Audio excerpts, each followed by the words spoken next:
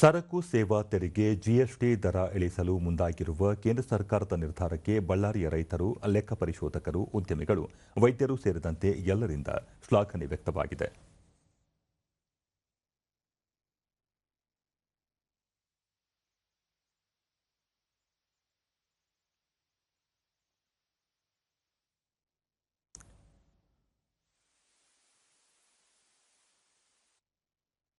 ದೂರದರ್ಶನದೊಂದಿಗೆ ಲೆಕ್ಕ ಪರಿಶೋಧಕ ಪನ್ನರಾಜ್ ಸಿರಿಗೇರೆ, ಕೇಂದ್ರ ಸರ್ಕಾರ ಸರಕು ಸೇವಾ ತೆರಿಗೆ ಇಳಿಸುವ ಮೂಲಕ ಸಾರ್ವಜನಿಕರಿಗೆ ಉತ್ತಮ ಕೊಡುಗೆ ನೀಡಿದೆ.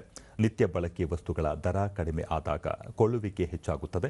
ಇದರಿಂದ ಜಿಡಿಪಿ ಮೇಲೆ ಉತ್ತಮ ಪರಿಣಾಮ ಬೀರಲಿದೆ ಎಂದರು. ಸಿಂಟ್ಯಾಕ್ಸ್ ಅಂತ ಅಂದರೆ ಬರೀ ಕೆಟ್ಟ ಅಥವಾ ದುಷ್ಪರಿಣಾಮ ಬೀರುವಂಥ ಕೆಲವು ಐಟಮ್ಗಳಿಗೆ ಮಾತ್ರ ಅದು ಹಾಕ್ತಾರೆ. ಆದರೆ 5% ಮತ್ತು 18% ಮಾಡಿರುವಂಥದ್ದು ಭಾಳ ಸ್ವಾಗತಾರ್ಹ. ವೈದ್ಯ ಸುಂದರ್ರಾಜ್, ಕೆಲ ಔಷಧಿಗಳಿಗೆ ಬೆಲೆ ಇಳಿಕೆ ಮತ್ತು ತೆರಿಗೆ ಮುಕ್ತಗೊಳಿಸುವುದರಿಂದ ಮಾರಣಾಂತಿಕ ಕಾಯಿಲೆಗಳಿಗೆ ಕಡಿಮೆ ಬೆಲೆಯಲ್ಲಿ ಚಿಕಿತ್ಸೆ ಲಭಿಸಲಿದೆ ಎಂದು ತಿಳಿಸಿದರು. ಎಲ್ಲರೂ ಹೆಲ್ತ್ ಇನ್ಶೂರೆನ್ಸ್ ತಗೊಳ್ಳಿ ಅಂತ ಒಂದು ಉದ್ದೇಶದಿಂದ ಈ ಒಂದು ಇನ್ಶೂರೆನ್ಸ್ ಸೆಕ್ಟರ್ನ ಹೆಲ್ತ್ ಇನ್ಶೂರೆನ್ಸ್ ಸೆಕ್ಟರ್ಗೆ ಝೀರೋ ಮಾಡಿದ್ದಾರೆ. ಮತ್ತು ಕೆಲವು ಮೆಡಿಕಲ್ ಇನ್ಸ್ಟ್ರೂಮೆಂಟ್ಸ್ ಮತ್ತು ಮೆಡಿಕಲ್ ಎಕ್ವಿಪ್ಮೆಂಟ್ಸ್ ಅದರದ್ದು GST ಕೂಡ ತುಂಬ ಕಡಿಮೆ ಮಾಡಿದ್ದಾರೆ. ತುಂಗಭದ್ರಾ ರೈತ ಸಂಘದ ಅಧ್ಯಕ್ಷ ಪುರುಷೋತ್ತಮ ಗೌಡ, ಕೃಷಿ ಉತ್ಪನ್ನಗಳು ಮತ್ತು ಬಿಡಿ ಭಾಗಗಳ ಮೇಲೆ ತೆರಿಗೆ ಇಳಿಸುತ್ತಿರುವುದು ಶ್ಲಾಘನೀಯ. ಇದರಿಂದ ರೈತರಿಗೆ ಹೆಚ್ಚು ಅನುಕೂಲ ಆಗಲಿದೆ ಎಂದರು. ಬಿಡಿ ಭಾಗಗಳು ಏನೇ ಇದ್ರು ಕೂಡ ಅವು 12% ಇದ್ದದ್ದು ಕೂಡ 5% ಬರ್ತದವ. ಹಂಗಾಗಿ ಇವೆಲ್ಲ ರೈತರಿಗೆಲ್ಲ ಅನುಕೂಲ ಆಗ್ತಕ್ಕಂಥ ವಿಷಯಗಳಿದಾವೆ.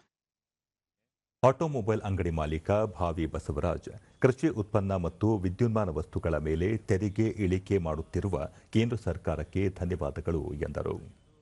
ನಮ್ಮ ಡಿಸ್ಟ್ರಿಬ್ಯೂಟರ್ಗೂ ಭಾರ ಆಗಿತ್ತು, ರೈತರಿಗೂ ತುಂಬ ಇದಾಗಿತ್ತು.